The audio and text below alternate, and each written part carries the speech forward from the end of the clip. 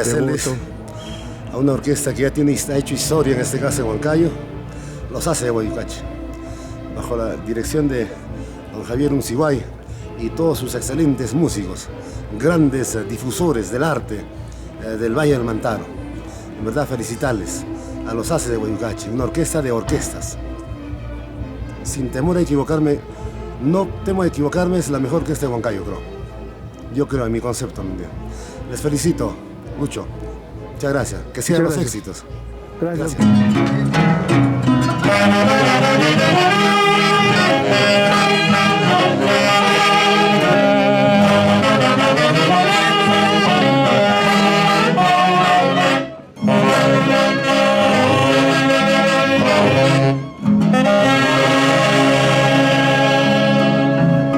El marco musical de la Orquesta Internacional Haces de Huaycachi.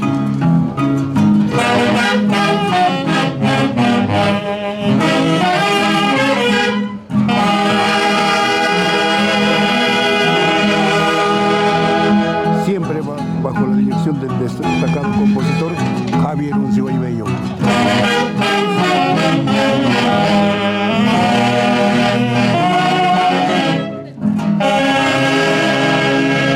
En la subdirección Ofer Esteban Taipe, Haces de Huaycachi, 51 años.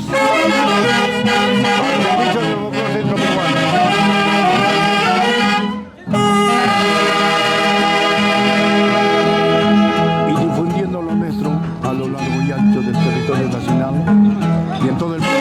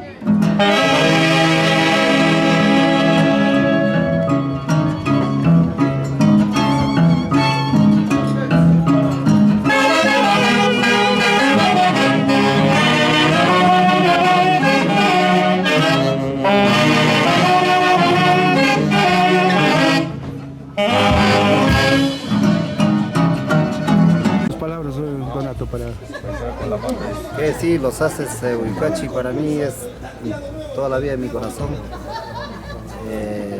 Felicitar a cada uno de para mí mis colegas todavía, que siempre voy a decirles, son grandes músicos, grandes elementos que están conformando hoy en día Los Haces, y que siempre pues Los Haces siga para adelante bien fortalecido como hasta hoy lo están.